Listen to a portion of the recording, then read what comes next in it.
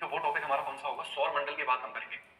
सभी का स्वागत है, सभी का अभिनंदन, सभी को नमस्कार, सभी को प्रणाम, जय हिंद सभी साथियों को। तो चलिए शुरू करते हैं। ठीक है, स्टार्ट करते हैं हम अपनी क्लास।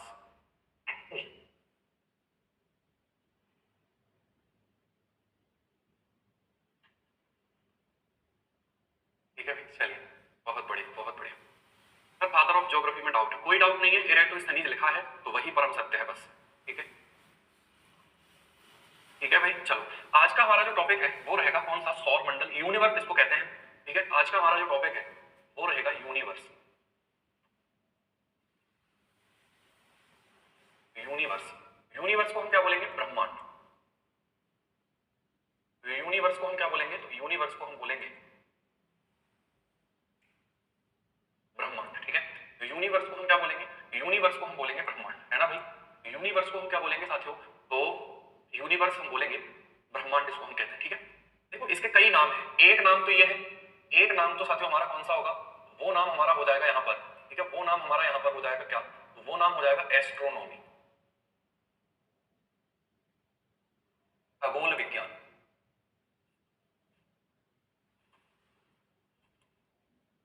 ठीक है, जब हम इसकी स्टडी करते हैं, जब हम इसको स्टडी करते हैं तो जब हम इसको स्टडी करते हैं तो उसको हम क्या बोलेंगे, उसको हम बोलते हैं, जब हम इसकी स्टडी करते हैं तो उसको बोलते हैं कॉस्मोलॉजी। कॉस्मोलॉजी, ठीक है, क्या बोलेंगे उसको, तो उसको हम बोलते हैं कॉस्मोलॉजी, है ना भाई। ठीक है, अब ये है जो है, इसको हम शॉर्ट में, अब देखो सोलर सिस्टम जो है, सौर मंडल, इसका एक छोटा सा पार्ट है ना। सौर मंडल क्या है, इसका एक छोटा सा पार्ट है। तो ये दो नाम इसके लिए प्रयोग होते हैं, परिभाषा क्या है इसकी को देखते हैं और उसके बाद एक एक चीज को इसमें हमें पढ़ना है। ठीक है भाई, देखो इधर, तो इसकी परिभाषा होगी सूक्ष्मतम अणुओं से लेकर, सूक्ष्मतम अणुओं से लेकर विशालकाय, विशालकाय आकाश गंगाओं, विशालकाय आकाश गंगाओं के समूह को, विशालकाय आकाश गंगाओं के समूह को ब्रह्मांड कहा जाता है, ब्रह्मांड कहा जाता है।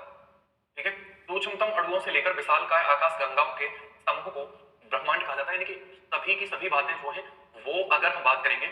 ठीक है, एक बच्चा बोल रहा है सर फुल हिंदी में बताइए ना सर प्लीज। ठीक है, ठीक है, कई बार अब मैं क्या ही कहूं, मैं कहूंगा तो लोग बुरा मान जाते हैं। ठीक है कि हम अभी कल परसों के बाद नौकरी करेंगे और वहां पर हम ये बात किससे बोलेंगे, है ना, अपने से बड़ा अधिकारी होगा उससे बोल देंगे कि सर यार कैसे समझा रहे हो यार आप, सर ये कोई तरीका थोड़ी होता है समझाने का। हम बताते हैं कैसे समझाओगे आप। ठीक है, तो वहीं से वो बैग पैक करा के घर भेज देगा कि आप एक काम करो, घर पहुंचो पहले तो, ठीक है, तब बात करेंगे फोन पे, है ना भाई। तो अगर आप पढ़ रहे हो तो थोड़ा बहुत कोऑपरेट करो, समझने का प्रयास करो। ठीक है, आप कोई स्कूल कॉलेज में पढ़ने वाले बच्चे तो हो नहीं जो कल परसों के बाद नौकरी लग जाएगी। अब आप ये मत कहना कि सर नहीं लगेगी, तो फिर तैयारी ही क्यों कर रहे हो। ये कहोगे कि सर नहीं लगेगी तो खुद ही फंस जाओगे। ठीक है, कल परसों के बाद जब आपकी जॉब लगेगी तो वहां किससे बोलोगे ये बात कि, ठीक है, तो जब ट्रेनिंग हो रही है, मान लीजिए ट्रेनिंग में आपको ट्रेन किया जा रहा है और वहां पर लेक्चर चल रहा है पूरा कि ये देखिए इस तरीके से चीजें होती हैं। ठीक है, वहां अगर आंदोलन किया ना तो बोलेंगे कि बाहर आ जाओ पहले तो। ठीक है, और उसके बाद ठीक से खबर ली जाएगी फिर, है ना। इसलिए ये मैंने कोई फ्रेंच नहीं लिखी है, हिंदी लिखी हुई है। ये स्टडी का मतलब अध्ययन होता है। इतने बड़े तो हो ही गए होंगे कि स्टडी का मतलब जान गए हैं आप। कॉस्मोलॉजी को कॉस्मोलॉजी ही कहते हैं, जैसे बायोलॉजी होता है ना, ठीक वैसे ही कॉस्मोलॉजी होता है, कॉस्मोलॉजी होता है। ठीक है, बस चलिए आगे बढ़ते हैं, अगले पॉइंट पर बात करेंगे। तो ये इसकी क्या है डेफिनेशन, इसकी एक डेफिनेशन और हम लिख सकते हैं, समस्त भौतिक पदार्थ, समस्त भौतिक पदार्थ तथा समस्त भौतिक पदार्थ तथा ऊर्जा के सम्मिलित रूप को, ऊर्जा के सम्मिलित रूप को, ऊर्जा के सम्मिलित रूप को ब्रह्मांड कहा जाता है,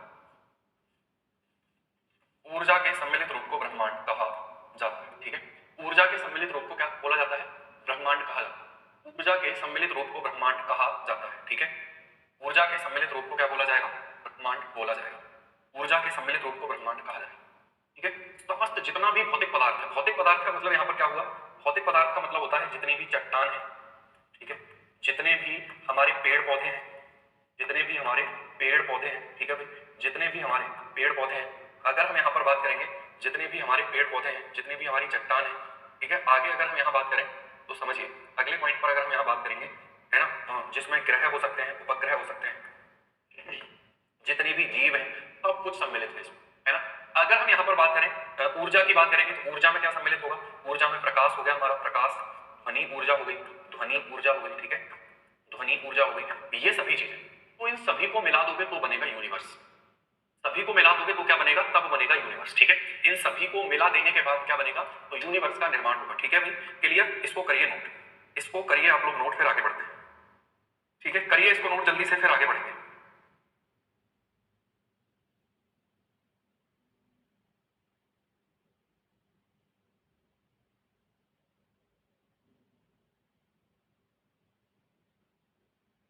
ठीक है भाई,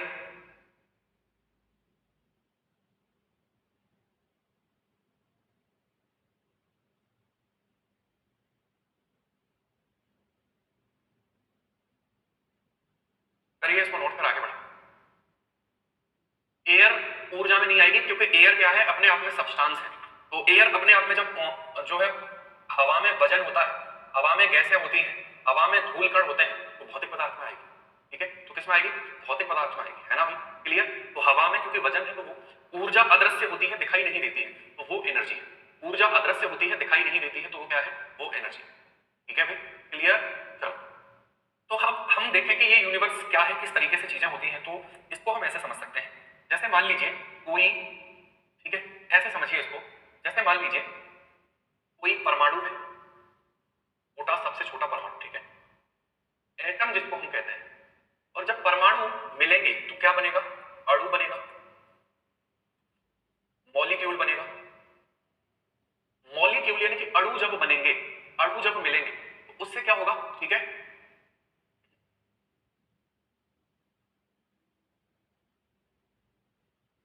ठीक है, देखिए आगे अगर हम अणुओं की बात करते हैं, अणुओं को मिलकर क्या बनेगा, तत्व बनेगा, है ना, एलिमेंट बनेगा, तत्व को मिला देंगे तो यौगिक, यौगिक का निर्माण होगा, पदार्थ का निर्माण होगा, पदार्थ का निर्माण होगा, यौगिक और पदार्थ का निर्माण होगा, ठीक है, यौगिक और पदार्थ का निर्माण होगा, है ना भाई, ठीक है, यौगिक और पदार्थ का निर्माण होगा।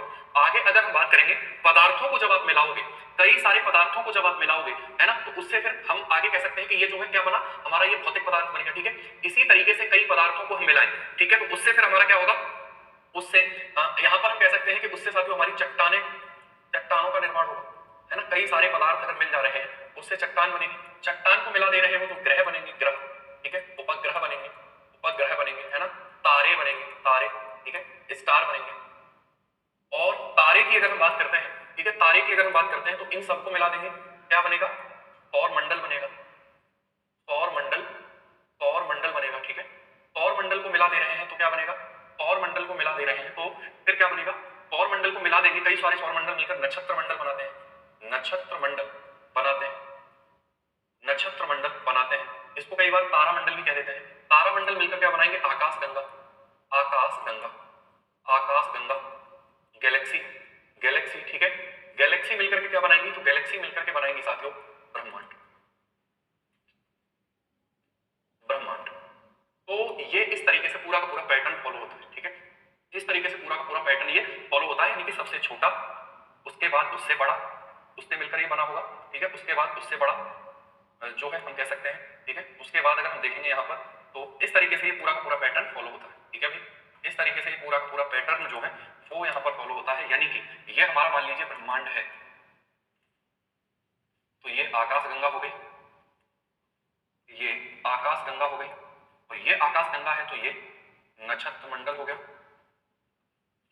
नक्षत्र मंडल के बाद ये सौर मंडल हो गया, इसमें ये तारे, पृथ्वी सब शामिल हो गए, ठीक है, यानी कि जो अंतिम रूप से अस्तित्व में है वो ब्रह्मांड ही, ठीक है ना भाई,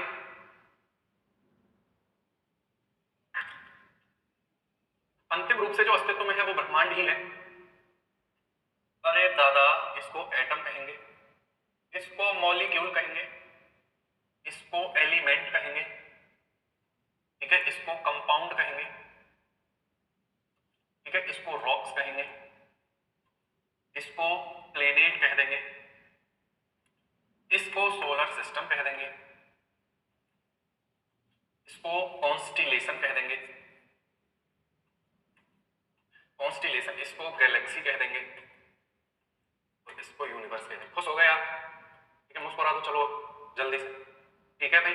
तो ये ऐसे बना होता है, इसमें एनर्जी भी शामिल होती है। इसमें क्या शामिल होती है? ऊर्जा, क्योंकि बिना ऊर्जा के तो क्या ही, हम सभी जो चल रहे हैं वो कैसे चल रहे हैं? एनर्जी की वजह से, ठीक है। हम सभी जो चल रहे हैं वो कैसे चल रहे हैं? ऊर्जा की वजह से चल रहे हैं, क्योंकि बिना ऊर्जा के तो चलना संभव है ही नहीं, ठीक है भाई। तो सभी हम ऊर्जा की वजह से चल रहे हैं। एक बात ये ध्यान रखिए, नोट कर लिया आपने? कोई बात नहीं यार, देखो प्यार से पढ़ोगे तो बहुत कुछ सीखोगे, लोड लेकर पढ़ोगे कुछ भी नहीं सीख पाओगे, है ना। तो बस मस्त होकर प्यार से पढ़ते रहो, कोई दिक्कत नहीं, ठीक है। क्वालिटी बढ़ा लीजिए, क्लियर नहीं दिख रहा है आप, सेम टू यू, आप बढ़ा लीजिए क्वालिटी को, यहाँ से एकदम फुल क्वालिटी में चल रही है क्लास, है ना। क्वालिटी टीचर्स, क्वालिटी कंटेंट, अच्छा क्वालिटी टीचर्स का तो आप ही डिसाइड करेंगे। क्वालिटी कंटेंट एंड ये वाली जो क्वालिटी रेजोल्यूशन क्वालिटी है, ये भी एकदम परफेक्ट है, ठीक है भाई।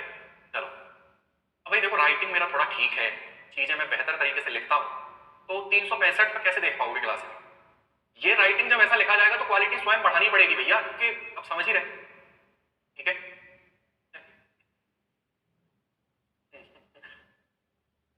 तो वो मेरी दिक्कत नहीं, अब मैं खराब लिखना स्टार्ट कर दूंगा, कोई दिक्कत नहीं, वो 240 में भी दिखाई देगा,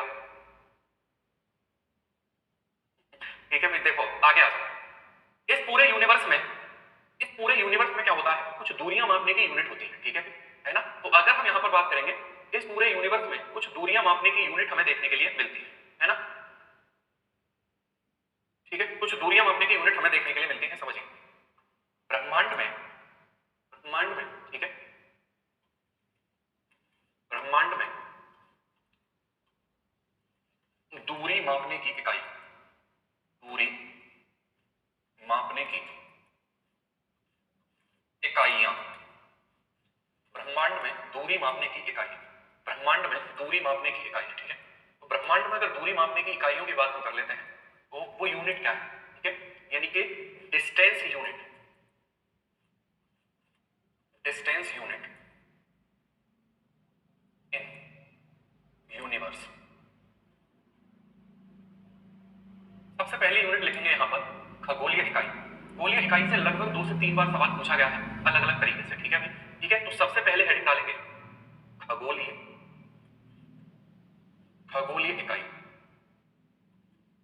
खगोलीय इकाई को कहा जाता है एस्ट्रोनॉमिकल यूनिट, एस्ट्रोनॉमिकल यूनिट, ठीक है। खगोलीय इकाई को क्या बोलेंगे हम? खगोलीय इकाई को हम कहेंगे एस्ट्रोनॉमिकल यूनिट। खगोलीय इकाई को हम क्या कहेंगे? एस्ट्रोनॉमिकल यूनिट कहेंगे, ठीक है। इसका मतलब क्या होगा? तो इसका मतलब है साथियों यहां पर, ठीक है, इसका मतलब क्या होगा? खगोलीय इकाई का मतलब होगा पृथ्वी, सूर्य से, सूर्य से पृथ्वी की,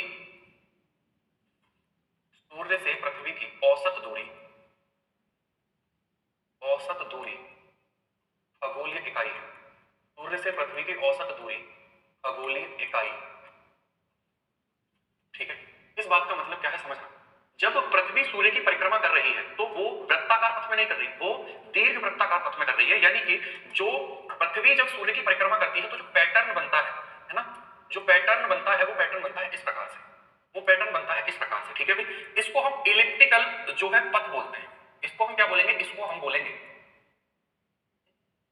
इलिप्टिकल ऑर्बिट, इलिप्टिकल ऑर्बिट इसको बोलेंगे। इसको हम बोलेंगे दीर्घ वृत्ताकार, दीर्घ वृत्ताकार पथ। इसको हम क्या बोलेंगे? इसको हम बोलेंगे इलिप्टिकल ऑर्बिट। इसको हम बोलेंगे दीर्घ, दीर्घ वृत्ताकार पथ, दीर्घ वृत्ताकार पथ इसको बोला जाएगा, ठीक है।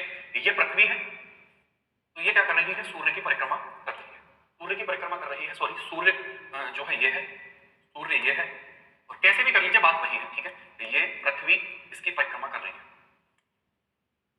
अब देखिए पृथ्वी जब सूर्य की परिक्रमा करती है तो लगातार जो है साथियों उपसौर अपसौर भी उसको कह सकते हैं, लेकिन अभी हमें केवल इस यूनिट पर फोकस करना है, तो उसकी डिस्टेंस चेंज होती है,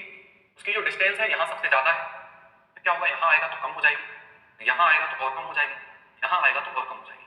ठीक है, यानी कि मैं अगर आपसे ये बोलूं कि ये वाला बिंदु तो मिनिमम डिस्टेंस वाला है ना, यहाँ पर जो डी है वो कैसी है, मिनिमम है। देखो ये डी मिनिमम है और यहाँ पर जो डी है वो कैसी है, मैक्सिमम है, यानी कि डिस्टेंस यहाँ पर कैसी है, मैक्सिमम है। तो हम एवरेज कैसे निकालते हैं, हम एवरेज निकालेंगे, डी का मतलब डिस्टेंस मैक्सिमम प्लस डी का मतलब डिस्टेंस मिनिमम अपॉन 2, ऐसे ही तो निकालते हैं भाई, ऐसे ही तो निकालते हैं। तो यहाँ पर हम देखेंगे कि एक एवरेज पॉइंट हमें मान लीजिए ये मिल गया, एक एवरेज पॉइंट हमें मान लीजिए ये मिल गया। ठीक है, तो जब ये एवरेज पॉइंट है तो ये जो डिस्टेंस होगी इसी को हम एस्ट्रोनॉमिकल यूनिट कहेंगे। इसी को हम क्या बोलेंगे, इसी को हम एस्ट्रोनॉमिकल यूनिट के नाम से जानेंगे, इसी को हम एस्ट्रोनॉमिकल यूनिट के नाम से जानेंगे। ठीक है भाई, है ना। तो एस्ट्रोनॉमिकल यूनिट का मतलब यहाँ पर क्या होगा, एस्ट्रोनॉमिकल यूनिट का मतलब है सूर्य से पृथ्वी की औसत दूरी, और ये जो है कितनी होती है, 1.46 into 1.49 into 10 to the power 11 metre, 11 metre, 11 metre. ठीक है, 11 मीटर। अगर किलोमीटर में करवाएं तो 1.49 इंटू 10 की पावर 8 किलोमीटर। ठीक है, क्लियर हुई बात, इसको आप नोट करिए, इसको आप नोट करेंगे जल्दी से, फिर आगे बढ़ेंगे।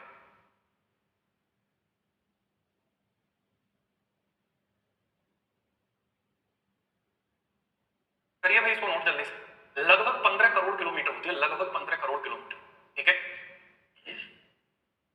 आधे से ज्यादा लोग पीडीएफ चिल्लाते रहेंगे, लास्ट तक पूरा बैच खत्म हो जाएगा और जीवन भी अपने अंतिम क्षणों में होगा, तब तक पीडीएफ वो चिल्लाते रहेंगे कि सर बाकी सब कुछ तो ठीक रहा पूरे जीवन में, अगर वो जो पीडीएफ मिल जाती है आज तो कुछ बात ही और होती है ना भाई। कुछ हाथ से लिख मत लेना, खुद के हाथों से, है ना भाई। ठीक है,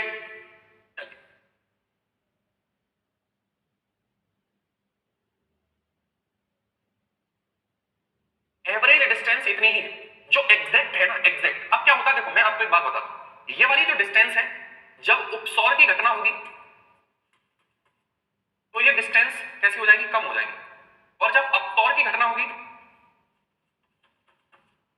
तो ये डिस्टेंस क्या होगी, बढ़ जाएगी, तो ये डिस्टेंस क्या होगी, बढ़ेगा, है ना। उपसौर में कम हो गई, अपसौर में बढ़ गई, लेकिन एग्जैक्ट अगर देखा जाए तो कितनी है, तो इतनी है। ठीक है भाई, एग्जैक्ट अगर देखा जाए तो कितनी है, इतनी है, लगभग ये हम मानते हैं कि ये इतना है।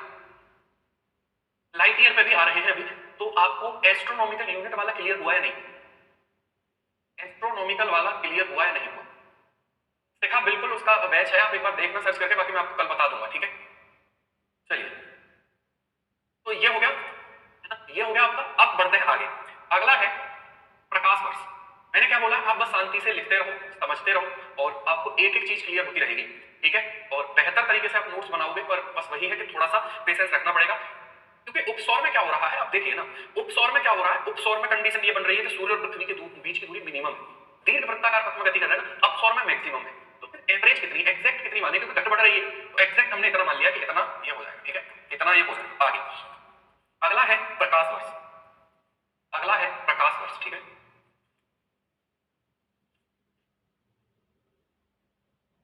Light year, light year. ठीक है, लाइट ईयर की अगर हम बात करेंगे तो प्रकाश के द्वारा, हाँ भाई बिट्टू, हाँ उसी के लिए हो रहा है। ठीक है, पढ़ लो थोड़ा बहुत यार। ठीक है, देखो इधर प्रकाश वर्ष की अगर हम बात करेंगे तो समझिए, प्रकाश के द्वारा, प्रकाश के द्वारा एक वर्ष में, एक वर्ष में तय की गई दूरी, तय की गई दूरी प्रकाश वर्ष कहलाती है, प्रकाश वर्ष कहलाती है। ठीक है, प्रकाश वर्ष कहलाती है, प्रकाश के द्वारा एक वर्ष में तय की गई दूरी प्रकाश वर्ष कहलाती है। एक वर्ष का मतलब यहां पर क्या है, तो एक वर्ष का मतलब यहां पर यह है कि जैसे मान लीजिए ये सूर्य, ये पृथ्वी है, ठीक है, ये क्या है, ये है सूर्य। ठीक है, ये क्या है, ये है पृथ्वी। अब सूर्य का प्रकाश पृथ्वी तक जो पहुंचता है, ठीक है, सूर्य का प्रकाश पृथ्वी तक जो पहुंचता है साथियों, सूर्य का प्रकाश पृथ्वी तक जो पहुंचता है वो 8 मिनट 16 सेकंड में पहुंचता है। बोलो हाँ या ना। अच्छा, 8 मिनट 16 सेकंड में ये दूरी कितनी तय कर रहा है, ये भी तो हमें देखना है।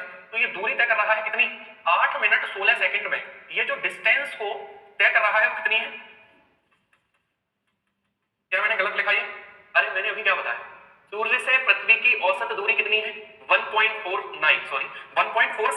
है एक बार कंफर्म करिएगा इसको, ये मुझे लग रहा है इसमें मैं कंफ्यूज हो रहा हूँ।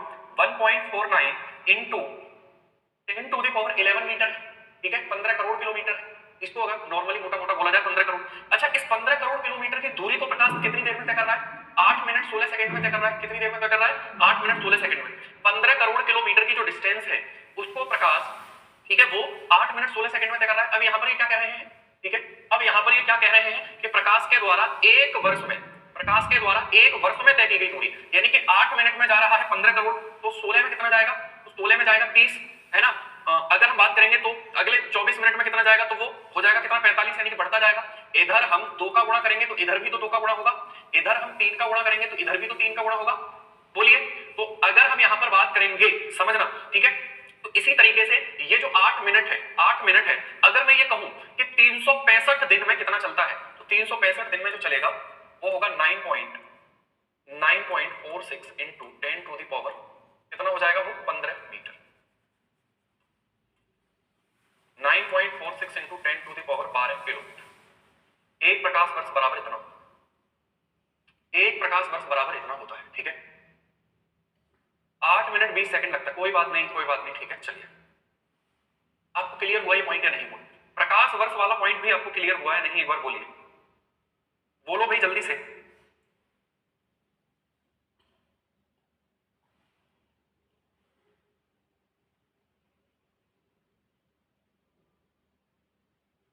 ठीक है, एकदम सिंपल है भाई, इतना तो नॉर्मली हम समझ ही सकते हैं, ठीक है। चल, तो ये हो गया प्रकाश वर्ष, ये क्या हो गया हमारा? ये हो गया प्रकाश वर्ष।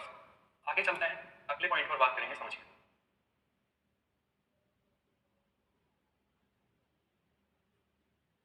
देखो, वर्ल्ड ज्योग्राफी थोड़ा सा साइंस से जुड़ा हुआ है, गणित साइंस सब लग जाता है इसमें, ठीक है। तो इसीलिए थोड़ा सा आपको पेशेंस रखना पड़ेगा, लेकिन ये समझ में आ गया ना तो फिर बाकी चीजें बहुत आसान लगने लगी। अब आप अगर ये चाहते हैं कि मैं आपको लिखा दूं विश्व के भूगोल में कि जो है विश्व की सबसे लंबी घाटी कौन सी है, अरे सर बहुत आनंद आया सर, कितना अच्छा पढ़ाया आपने। चलिए, विश्व की सबसे लंबी नदी कौन सी है? ऐसे तो नहीं होगा ना, सोलर सिस्टम पढ़ रहे हैं, कोई मजाक थोड़ी है भाई। सोलर सिस्टम वाला टॉपिक पढ़ रहे हैं तो थोड़ा सा तो देखना पड़ेगा ना। मैंने ये बोला है कि सूर्य एक वर्ष में जितनी दूरी तय करता है, सूर्य एक वर्ष में, सूर्य का प्रकाश जो है एक वर्ष में जितनी दूरी तय करता है, एक वर्ष में जितनी दूरी तय करता है वही प्रकाश वर्ष है। तो यहाँ पर एक प्रकाश वर्ष, एक लाइट ईयर बराबर, एक प्रकाश वर्ष बराबर लाइट ईयर बराबर 9.46 into 10 to the power 12 kilometre, sorry 15 metre लिख दो तो मीटर में ज्यादा आता है, ठीक है। इतना होता है बस। अगर आपको कुछ समझ में नहीं आ रहा है ये यूनिट याद रख लेना फिर बस, अब तो इतना ही होगा फिर, ठीक है। देखो इधर, अब आते हैं अगले पॉइंट पर, अगला है पारसेक। नेक्स्ट कौन सा होगा? नेक्स्ट होगा पारसेक। नेक्स्ट कौन सा होगा? नेक्स्ट होगा पारसेक, ठीक है। पारसेक की अगर हम बात करेंगे तो वो पारसेक के बारे में अगर हम यहां बात करते हैं तो समझना, ठीक है। पारसेक की बात अगर हम करेंगे, यह खगोलीय दूरियों को मापने का, यह खगोलीय दूरियों को मापने का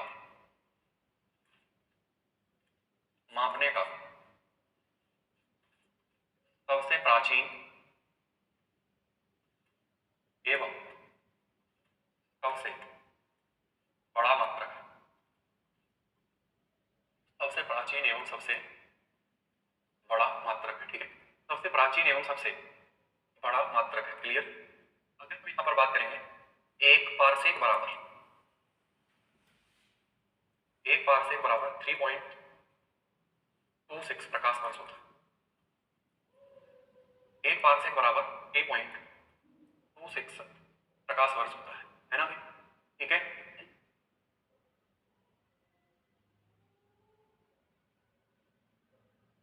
अरे नहीं, 3.26 पारसेक बराबर एक प्रकाश वर्ष नहीं होगा, उल्टा लिख दिया।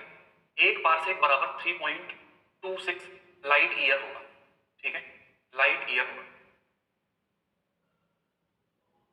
ठीक है।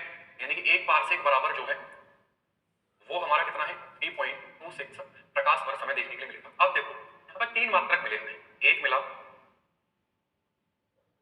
खगोलीय इकाई जिसको हम क्या बोल रहे थे? Astronomical unit. उसके बाद हम दूसरा क्या बोल रहे थे, प्रकाश वर्ष,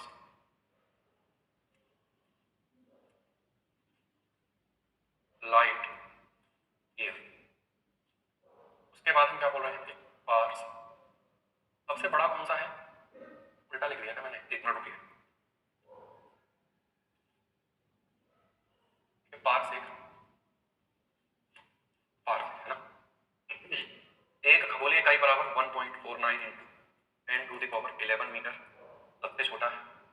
यहाँ पर आएगा 9.46 इंटू 10⁻15 मीटर, ये इससे बड़ा है, इसमें आएगा 3.26 लाइट।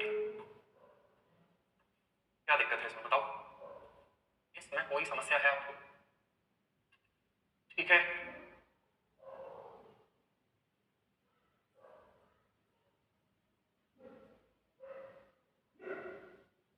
बोलिए भाई।